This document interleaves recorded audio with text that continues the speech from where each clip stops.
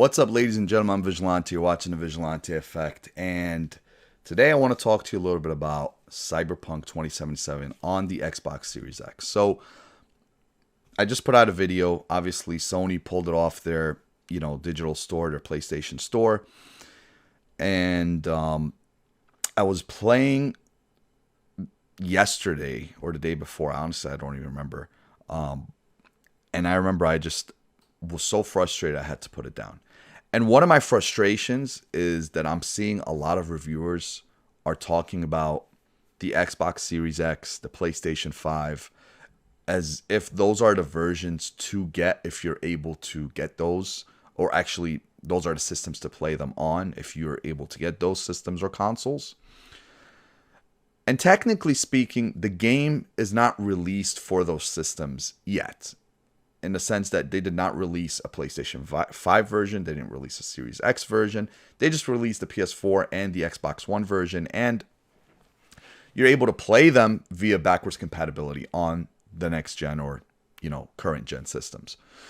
So you would think that the issues that pretty much have to deal with power related issues, you would not see those on the current gen experience, because my assumption would be, well, you know what? The current gen versions of those games are going to be even more powerful. Like if I'm going to see an issue, I'm going to see an issue on that, because they're going to put the textures a little bit higher. They're going to put ray tracing in there, so that's going to cause a little bit more suffering to the frame rate, etc. However, if I'm playing an original Xbox game on the Xbox One X, I shouldn't see stuttering, right?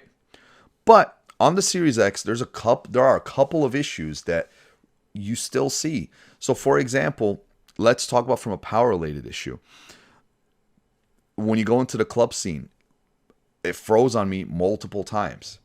I walk in and the scene just froze for a good, I think it was like 10 seconds. And then after that, it started up again and everything went normally. Granted, it's not the same way as the PS4 or the Xbox One, but I think that's unacceptable. You're talking about a next-gen console here. That it's freezing on that? Okay, that's a small issue. Then you have the rendering issue, right? Where, vehicles are rendering right in front of you. That completely takes you out of the game. Like, from the PS4, the difference between the PS4, Xbox One versions and the Series X and PS5 is night and day, in the sense that the frame rate there is stuttering, it's really low, etc. The frame rate, generally speaking, on the Xbox Series X is, you can choose between 30 and 60. Fine, but like I said, there's still stuttering in some of the screens, etc. Some of the situations. But on top of that, the rendering,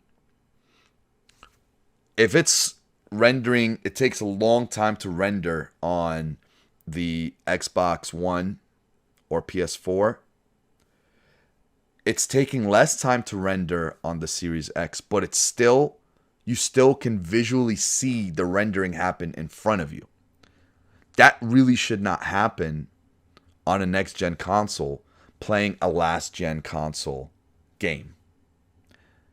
Like, it's doing it better, but it's still not doing it good. And so the car would come in front of you and it's going from blocks to an actual car. I'm like, okay, that's not good. I'm not happy with that. Then you have the NPCs. You remember back in the day, like on the PlayStation 2 days, and I think some of the PlayStation 3 games as well, it was a huge thing when we jumped from, when you down a body in some area, and then you leave that area, and then you go back to that area, that body usually just disappears, or sometimes it disappears in front of you.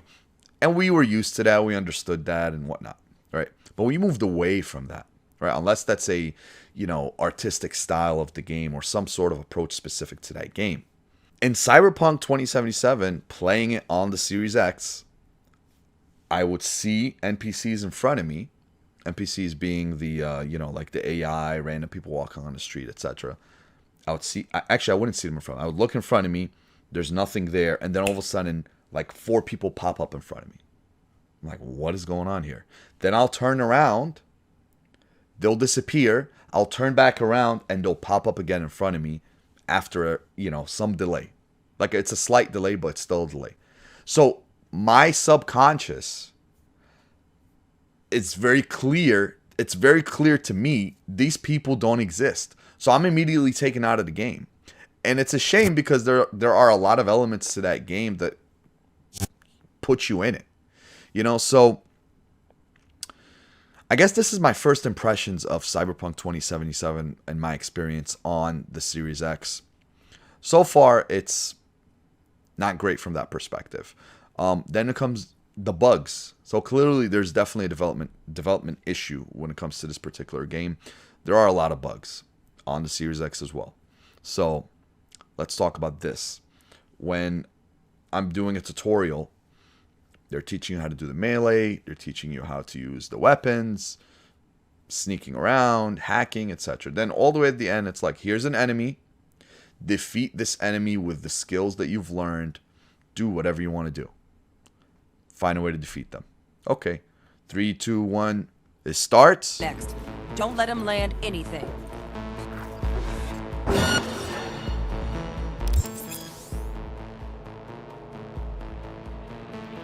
You've done well in mastering And it the ends. way of the... Why does it end? Because the enemy just died by themselves.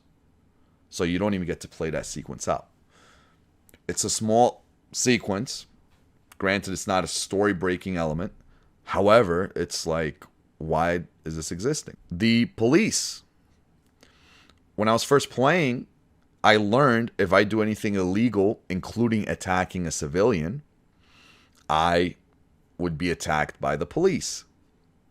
So literally, there was a police officer sitting or standing, writing somebody for something. And I went and I hit that person. I don't really want to hit civilians in real life. So I hit this fake civilian.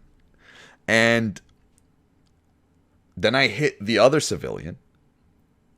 And the cop is literally just sitting there or standing there writing. Not even reacting at all. Like I'm not even there. But if I hit somebody else in front of another cop by accident or whatever the case is, everyone's chasing after me. And then we'll go to the other extreme. What's the other extreme, you ask? Well, the other extreme is you do something illegal and the cops are trying to shoot at you. Okay, that's understandable. It's kind of like the GTA, star system. It's almost exactly like that. And I'm being shot at and I'm looking around trying to see where am I being shot at. And I can't find the guy. So I'm like, oh man, I need to get out of here before I get killed. So I'm running for my life, running away from the shots. And I'm still getting shot like the person is right there. And I'm running. I finally get away somehow.